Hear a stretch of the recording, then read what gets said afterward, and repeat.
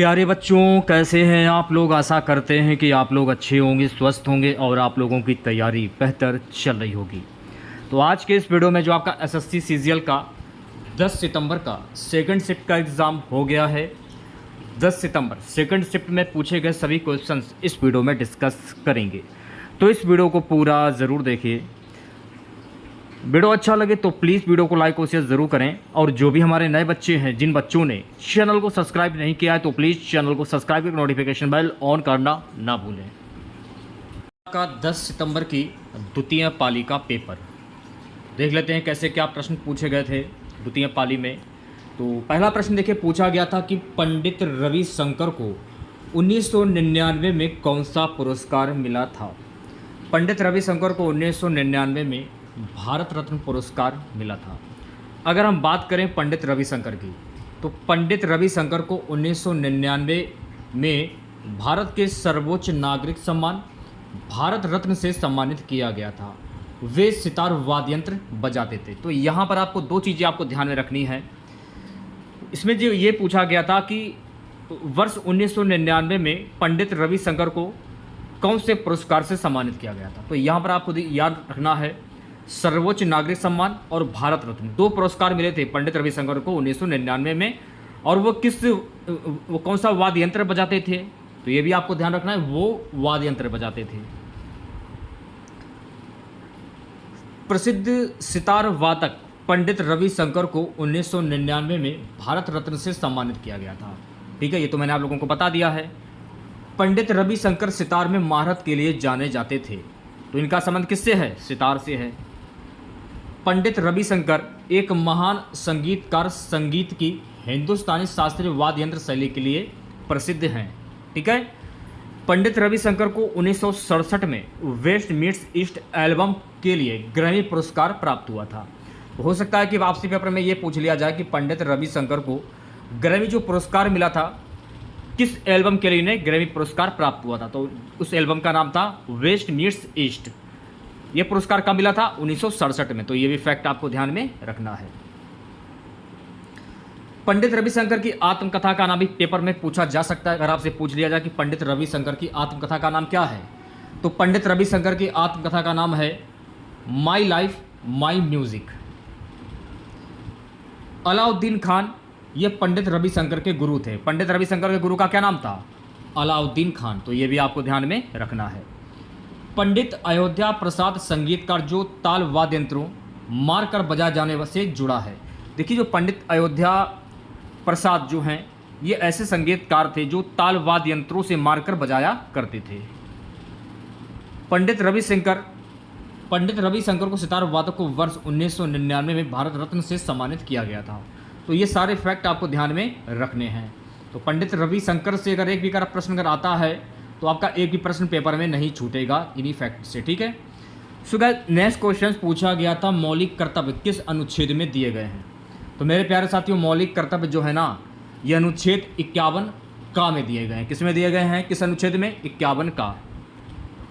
मौलिक कर्तव्य भारत के संविधान के किस अनुच्छेद से लिए गए, यह भी प्रश्न पेपर में पूछा जा सकता है। अगर आपसे पूछ लिया जाए कि मौलिक कर्तव्य भारत के संविधान के किस अनुच्छेद से लिए गए, तो 51 एक अनुच्छेद में निहित हैं या लिए गए हैं, यह भी आपको ध्यान में रखना है।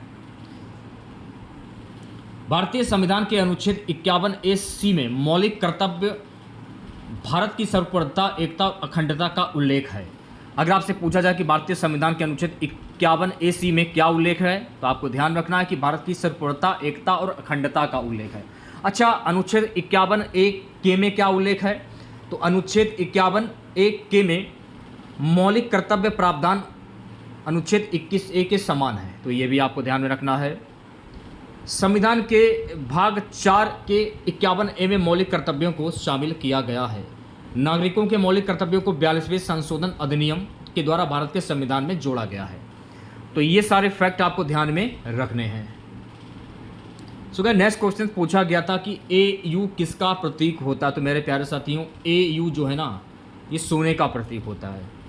सोना तत्व का नाम आंग्ल सैक्सन शब्द से लिया गया है। सोना तत्व का नाम किससे लिया गया है? आंग्ल सैक्सन से लिया गया। और इसका जो प्रतीक है, लैटिन शब्द ओरम से आया है। तो ये भी फैक्ट आपको ध्यान में रखना है। स्वर्ण, टिन और सीसा तत्वों के लिए क्रमशः AU, SN, PV प्रतीक सही हैं। चांदी का रासायनिक प्रतीक क्या होता है? तो भैया मेरे चांदी का रासायनिक प्रतीक होता है मेरे प्यारे साथियों Ag। सोने की परमाणु संख्या कितनी होती है? तो सोने की परमाणु संख्या होती है 79। तांबा धातु का सर्वप्रथम प्रयोग मनुष्य ने कहां पर किया था? पृथ्वी पर किया था। तांबा धातु का सर्वप्रथम प्रयोग मनुष्य ने पृथ्वी पर किया था। Ge का रासायनिक नाम क्या है? तो भैया मेरे Ge का रासायनिक नाम है जर्मेनियम। क्या है? जर्मेनियम। ओस्मियस, ओस्मियस जो है ये सबसे भारी धातु है। अगर आपसे सबसे भारी धातु के बारे में पूछ लिया जाए कि सबसे भारी धातु कौन सी होती है? ओस्मियस होती है। Ge का रासायनिक नाम अगर पूछ लिया जाए तो Ge का रासायनिक नाम क्या होता है? जर्मेनियम होता है। तो ये सारे फैक्ट आपको ध्यान में रखने हैं। सेशन को शेयर कर दीजिए एक बार आप लोग, और वीडियो को लाइक कर दीजिए। देखिए अगला प्रश्न पूछा गया था कि ठंडा रक्त वाला जानवर कौन सा है? तो यहाँ पर बात हो रही ठंडे रक्त वाले जानवर की। मछली हुआ, सरीसृप हुआ, उभयचर और अन्य अकशेरुकी, ये सभी ठंडे रक्त वाले जीव हैं। वे जानवर जो अपने शरीर में आंतरिक तापमान को नियंत्रित नहीं कर सकते, उन्हें ठंडे खून वाले जानवरों के रूप में जाना जाता है। ठीक है, ठंडे खून वाले जानवरों को बाहरी वातावरण से ऊष्मा मिलती है, वे अत्यधिक तापमान की स्थिति में जीवित नहीं रह सकते हैं। ये मैं बात कर रहा हूँ जो ठंडे खून के जो जानवर होते हैं। मछली, सरीसृप और उभयचर ठंडे खून वाले जानवरों की श्रेणी में आते हैं। ठीक है, अगर हम बात करें गर्म खून वाले जानवरों की, तो गर्म खून वाले जानवर वे जानवर हैं जो अपने शरीर के तापमान को अपने दम पर नियंत्रित करते हैं, उन्हें हम गर्म खून वाले जानवर कहते हैं। इसमें देखिए इस श्रेणी में कौन कौन आ जाते हैं? जैसे कि पक्षी हुआ, स्तनधारी, कुत्ते आदि गर्म खून वाले जानवर की श्रेणी में आते हैं। तो ये सारे फैक्ट आपको ध्यान में रखने हैं। ठीक है, नेक्स्ट क्वेश्चन देखेगा। सो गाइस नेक्स्ट क्वेश्चन पूछा गया था कि ISSF 2022 में भारत ने कितने पदक जीते? ISSF 2022 में भारत ने कुल 34 पदक जीते थे। ISF के 2022 संस्करण में निशानेबाजी विश्व चैंपियनशिप में भारत ने 12 स्वर्ण, 9 रजत और 13 कांस्य पदक सहित कुल 34 पदक जीते थे। सो नेक्स्ट क्वेश्चन पूछा गया था स्त्री पुरुष तुलना किताब किसने लिखी है? तो स्त्री पुरुष तुलना किताब जो है ना, ताराबाई शिंदे के द्वारा लिखी गई है। ठीक है, पंडित रमाबाई एक समाज सुधारक हैं और कार्यकर्ता थी। मैं बात कर रहा हूं पंडित रमाबाई की। ठीक है, तो पंडित रमाबाई एक समाज सुधारक और कार्यकर्ता थी जिन्होंने विधवाओं और असहाय महिलाओं की सेवा की थी। ठीक है, उन्होंने 1881 में आर्य महिला सभा की स्थापना की थी। अगर आपसे पूछ लिया जाए कि आर्य महिला सभा की स्थापना किसके द्वारा की गई थी? पंडित रमाबाई के द्वारा की, जो सबसे पहला नारीवादी संगठन था। तो ये फैक्ट आपको ध्यान में रखना है। ठीक है, सो गाइस नेक्स्ट क्वेश्चन देखिए पूछा गया था कि पाकिस्तान से कौन सी नदी सीमा नहीं बनाती है? पाकिस्तान से कौन सी नदी सीमा बनाती है? नहीं बनाती नहीं है, सीमा बनाती है। कौन सी नदी सीमा बनाती है? पाकिस्तान से जो रावी नदी है ना, ये सीमा बनाती है। सतलज नदियां भारत से पाकिस्तान तक बहती हैं। भारत में जो सतलज नदियां जो है ना, ये भारत से पाकिस्तान तक बहती हैं। इसमें देखिए चिनाब, झेलम, सिंधु नदी पाकिस्तान के साथ जल साझा करती हैं। अगर आपसे पूछ लिया जाए कि पाकिस्तान के साथ जल कौन सी नदियां साझा करती हैं, तो चिनाब, झेलम और सिंधु नदी ये पाकिस्तान के साथ जल साझा करती हैं। सिंधु नदी पर पाकिस्तान एक बांध बना रहा है और इसका नाम डायमर भाषा बांध रखा गया है। तो ये भी आपको ध्यान में रखना है। ब्यास नदी पाकिस्तान में नहीं बहती है। देखिए ब्यास नदी जो है ना, ये पाकिस्तान में नहीं बहती है।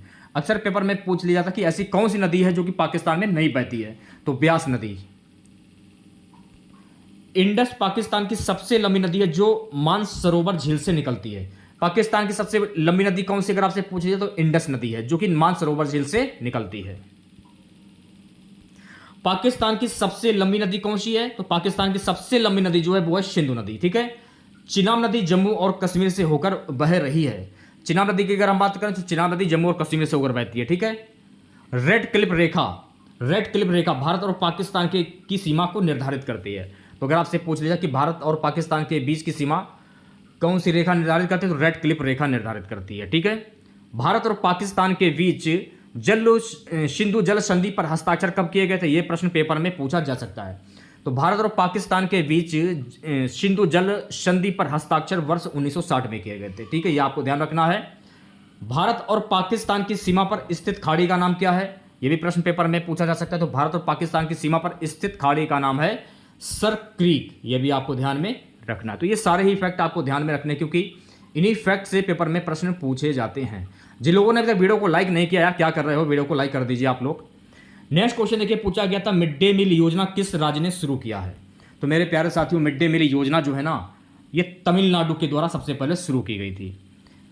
तमिलनाडु पहला राज्य जिसने बच्चों को स्कूल की ओर आकर्षित करने के लिए 1962 में मिड डे मील की शुरुआत की और बाद में इसे 15 अगस्त 1995 को केंद्र प्रायोजित योजना के रूप में शुरू किया। ठीक है, यह आपको ध्यान रखना है।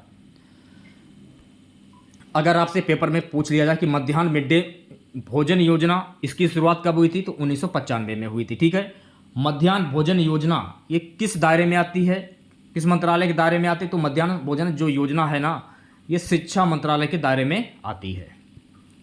मिड डे मील प्रोग्राम का महत्व क्या है? तो मिड डे मील प्रोग्राम का महत्व यह है कि छात्रों की संख्या बढ़ाना। 2021 में मध्याह्न भोजन योजना का नाम बदलकर क्या कर दिया गया? तो 2021 में मध्याह्न भोजन योजना का नाम बदलकर प्रधानमंत्री पोषण योजना कर दिया गया। तो यह भी फैक्ट आपको ध्यान में रखना है। तो नेक्स्ट क्वेश्चन पूछा गया था, मुस्लिम की उत्पत्ति किस देश से हुई है? तो मेरे हिसाब से मुस्लिम की उत्पत्ति अरब से हुई है। और देखिए, पैगंबर मोहम्मद का जन्म कहां पर हुआ था? यह भी प्रश्न पेपर में पूछा जा सकता है। तो पैगंबर मोहम्मद का जन्म मक्का में हुआ था। याद कर लीजिए, इंपॉर्टेंट क्वेश्चन है। तुर्की ने भारत में मुस्लिम शासन की नींव रखी। अगर आपसे पूछ लिया जाए कि भारत में मुस्लिम शासन की नींव किसने रखी थी, तो भारत में मुस्लिम शासन की नींव जो है तुर्की के द्वारा रखी गई थी। तो ये भी आपको ध्यान में रखना है। ठीक है, एक क्वेश्चन देखिएगा, पूछा गया था कि गौतमीपुत्र शतकर्णी किसके संस्थापक थे? तो गौतमीपुत्र शतकर्णी जो है ना गाइस, ये शातवाहन वंश के संस्थापक थे। अगर हम बात करें गौतमीपुत्र शतकर्णी की, तो गौतमीपुत्र श्री शतकर्णी शातवाहन वंश के राजा थे। तो शातवाहन वंश के राजा कौन थे? श्री शातकर्णी। गौतमीपुत्र शातकर्णी एक शातवाहन शासक थे। प्रश्न को थोड़ा घुमाकर भी पूछा जा सकता है। तो जो भी घुमाकर प्रश्न पूछे गए वो मैं आपके सामने ले आया हूं। कन्फ्यूज आपको नहीं होना है आगे आने वाले शिफ्टों में। जिन बच्चों का एग्जाम लगा हुआ आगे आने वाले शिफ्टों में, गौतमीपुत्र शातकर्णी सातवाहन वंश के 23वें शासक थे। अगर आपसे पूछ लिया जाए कि गौतमीपुत्र शातकर्णी ये शातवाहन वंश के कौन से नंबर के शासक थे, तो 23वें शासक थे। तो ये भी आपको ध्यान में रखना है। राजा शिमुक जो थे ये शातवाहन वंश का संस्थापक था। यह भी आपको ध्यान में रखना है। शातवाहन वंश 60 ईसा पूर्व से 225 ईस्वी की राजधानी प्रतिष्ठान थी। तो यह भी आपको ध्यान में रखना है। अगर आपसे पूछ लिया कि शातवाहन वंश की राजधानी क्या थी, प्रतिष्ठान थी। ठीक है, यह भी आपको ध्यान रखना है। सातवाहन राज्य की स्थापना लगभग 2100 वर्ष पहले हुई थी। पुराणों में सातवाहनों की पहचान आंध्र विशेष नाम से की गई थी। अगर आपसे पूछा जाए कि पुराणों में सातवाहनों की पहचान कैसे की गई थी, आंध्र विशेष नाम से की गई थी। ठीक है, तो यह भी आपको ध्यान में रखना है। एक क्वेश्चन पूछा गया था, हरेला त्योहार किस राज्य में मनाते? तो मेरे प्यारे साथियों, हरेला त्योहार जो है ना, ये उत्तराखंड राज्य में मनाते हैं। एक होता है हरेला और एक है हरेली। हम बात करेंगे हरेली। तो हरेली का जो त्योहार है ये छत्तीसगढ़ राज्य में मनाया जाता है। अगर आपसे पूछ लिया जाए कि हरेली का त्योहार किस राज्य में मनाया जाता है, तो ये छत्तीसगढ़ राज्य में मनाया जाता है। उत्तराखंड का हरेला त्योहार वृक्षारोपण से संबंधित है। तो उत्तराखंड का जो त्योहार है हरेला त्योहार, यह वृक्षारोपण से संबंधित। तो यह भी आपको ध्यान रखना है। उत्तराखंड में हरेला पर्व के अवसर पर मुख्यमंत्री त्रिवेंद्र सिंह रावत ने देहरादून जिले में स्मृति भवन का उद्घाटन किया था। तो यह भी आपको ध्यान में रखना है। और वैसागु उत्सव भारत के असम राज्य में मनाया जाता है। अगर आपसे लोगों से पूछ लिया जाए कि वैसागु उत्सव भारत में किस राज्य में मनाया जाता, तो असम राज्य में मनाया जाता। तो यह भी आपको ध्यान रखना है। एक है तिहार पर्व। तो तिहार पर्व ये कहां पर मनाया जाता है? तो तिहार पर्व का संबंध जो है ना, सिक्किम राज्य, तो सिक्किम राज्य में मनाया जाता है। ठीक है, और सिक्किम राज्य में त्योहार पॉग लेहब उल्सोल पारंपरिक रूप से मनाया जाता है। तो ये सारे फैक्ट आपको ध्यान में रखने हैं। सो गाइस, नेक्स्ट क्वेश्चन देखिए, पूछा गया था कि द इंडियन स्ट्रगल के लेखक कौन है? तो मेरे प्यारे साथियों, द इंडियन स्ट्रगल के लेखक हैं सुभाष चंद्र बोस। सिंगापुर में मुख्य रूप से भारतीय राष्ट्रीय सेना INA का अभिन्न अंग था। ठीक है, यह आपको ध्यान रखना है। दिल्ली चलो का नारा किसके द्वारा दिया गया था? सुभाष चंद्र बोस के द्वारा दिया गया था। तुम मुझे खून दो मैं तुम्हें आजादी दूंगा, सुभाष चंद्र बोस का ये भी नारा था। ठीक है, नेक्स्ट क्वेश्चन पूछा गया था, अंतरराष्ट्रीय ओलंपिक समिति का गठन किस वर्ष हुआ था? तो मेरे प्यारे साथियों, अंतरराष्ट्रीय ओलंपिक समिति का गठन 23 जून 1894 ईस्वी को हुआ था। 30 सितंबर 2022 तक अंतरराष्ट्रीय ओलंपिक समिति IOC के अध्यक्ष कौन थे? Thomas walk. कौन थे? Thomas walk. ये आप याद कर लीजिए, काफ़ी अच्छा फैक्ट है ये। अच्छा, अगर आपसे पूछ लिया अंतर्राष्ट्रीय ओलंपिक समिति का मुख्यालय कहाँ पर स्थित है, तो अंतर्राष्ट्रीय ओलंपिक समिति का मुख्यालय लुसाने में स्थित। कहाँ पर स्थित है? लुसाने में स्थित है। ये भी आपको ध्यान रखना है। आईओसी के अंतर्गत पहला आधुनिक ओलंपिक खेल कौन सा है? एथेंस में आयोजित हुआ था। अगर आपसे पूछा जाए कि आईओसी के अंतर्गत पहला आधुनिक ओलंपिक खेल ये कहाँ पर आयोजित हुआ था, तो ये एथेंस में आयोजित हुआ था। तो ये भी आपको ध्यान रखना है। अगर आपसे पूछा जाए कि ओलंपिक किस वर्ष में आयोजित नहीं हुए थे, तो वर्ष 1916 में ओलंपिक आयोजित नहीं हुए थे। तो ये सारे फैक्ट आपको ध्यान में रखने हैं। सो गाइस, नेक्स्ट क्वेश्चन पूछा गया था पंचायती राज से संबंधित अनुच्छेद कौन सा है। तो मेरे प्यारे साथियों, पंचायती राज से संबंधित अनुच्छेद है अनुच्छेद 243 खा। कुछ मैं आप लोगों के लिए अनुच्छेद लाया, उन्हें देख लीजिए, क्योंकि अनुच्छेद से प्रश्न काफ़ी पूछे जा रहे हैं। तो अनुच्छेद 243 में क्या है? पंचायतों की परिभाषा बताता है। अनुच्छेद 243 ये क्या बताता है? ग्राम सभा के बारे में उल्लेख करता है। अनुच्छेद 243 ये क्या बताता है? पंचायतों का संविधान उल्लेख करता है। अनुच्छेद 243 क्या बताता है? पंचायतों की संरचना के बारे में उल्लेख करता है। अनुच्छेद 243 क्या बताता है? पंचायतों में सीटों के आरक्षण के बारे में उल्लेख करता है। अनुच्छेद 243 अब क्या बताता है? पंचायतों के सदस्य की अयोग्यता के बारे में उल्लेख करता है। ठीक है। अनुच्छेद 243 क्या बताता है? शक्ति प्राधिकरण और पंचायतों की जिम्मेदारी के बारे में उल्लेख करता है। अनुच्छेद 243 क्या बताता है? पंचायतों की अवधि के बारे में उल्लेख करता है। अनुच्छेद 243 क्या बताता है? अब पंचायतों द्वारा कर लगाने और उन्हें निधि देने की शक्ति का उल्लेख करता है। अनुच्छेद 243 क्या बताता है? पंचायतों की वित्तीय स्थिति की समीक्षा के लिए वित्त समिति के गठन का उल्लेख करता है। तो ये सारे फैक्ट आपको ध्यान रखने, क्योंकि आर्टिकल से प्रश्न काफी पूछे जा रहे हैं। सो गाइस, नेक्स्ट क्वेश्चन पूछा गया था राष्ट्रपति किस अनुच्छेद के एक ऐसे जज की नियुक्ति करता है। इस टाइप का कुछ क्वेश्चन पूछा गया था। तो कुछ महत्वपूर्ण फैक्ट जान लेते हैं। भारत के मुख्य न्यायाधीश की नियुक्ति किसके द्वारा की जाती है? तो भारत के मुख्य न्यायाधीश की नियुक्ति सर्वोच्च न्यायालय और उच्च न्यायालय के वरिष्ठ न्यायाधीशों के परामर्श से भारत के राष्ट्रपति करता है। तो ये फैक्ट आपको ध्यान रखना है।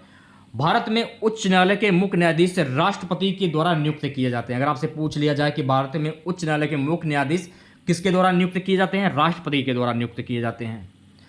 भारत के कार्यवाहक मुख्य न्यायाधीश की नियुक्ति किसके द्वारा की जाती है?